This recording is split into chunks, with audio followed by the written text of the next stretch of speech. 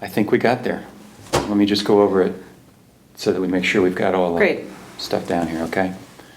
$275,000, and that'll be allocated 1/3 fees, 1/3 wages, and 1/3 emotional distress, right? Yep. You're going to issue a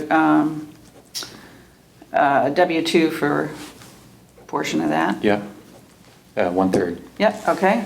And confidentiality, Yep, standard language, no penalty, liquidated damages provision, right? yep, Mutual non-disparagement. correct. Do we want to identify the specific names of your employees that will be subject to that? Well, it can only be the supervisory people that we have control over. Okay, so you'll give me the names. I will. And also by titles, in case it's anybody, and I know it's unlikely, but We'll do it only by title. by title, Yeah. okay. What about if one of the people who's in that title moves to a different position? Can we name the people who are currently in the positions and then also the titles?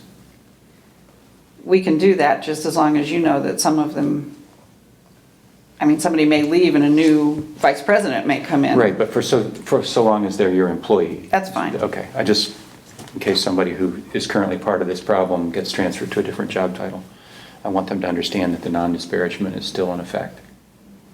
We'll Okay. talk to them, yeah? All right.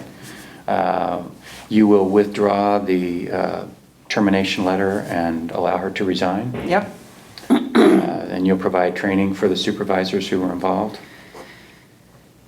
Yeah, I'd like to put a date on that, maybe within 6 months, Okay. because it's going to take us a while. Yeah, all right. And we'll withdraw the claim from the EEOC. You said no rehire. You will provide a letter of recommendation. Can I draft that in the first instance? You can draft it, but it's got to be mutual, so Yeah. draft it, we'll take a look at it. Okay. And we can get that signed by the president? Yes, Right. And we're talking about mutual general releases, right? correct.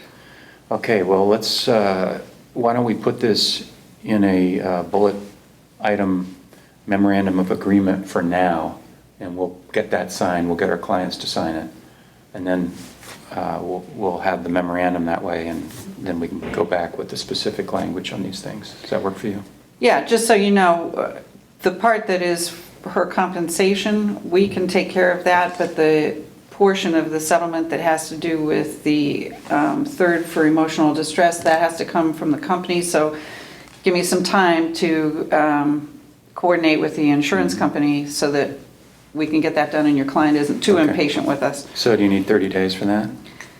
30 to 45, I think. Can we say 30? And I'm just Let's concerned, say you know how 30. insurance companies yeah, are. You give them let's say 30 30. days. I'll call you if there's going to be a Okay. problem. Just make So sure let's your just put client that in the understands. memorandum of agreement. Okay. Now, are you Yeah. doing this one? I'll put this together right now, if you just give me a minute. Okay. We'll just write out the bullets and we'll get this thing signed. And then we'll use that as the basis for the final documents. Okay? All right. At what point are you going to do the withdrawal with the EEOC? When we get the settlement finished and her time for revocation goes by. So is it all right with you if I call them now and let them know that the case is in the settlement process so that they don't take any action on it while we're processing it? You can tell them that we have agreed to ask them to take no further action Okay. on it at this time, to just hold it. Don't tell them it's settled. All right. So I'll do that. Okay. I think we did it. Okay, good job. Thanks a lot. Yeah, thank you. I'll be right back as soon as I get this thing written up. Okay.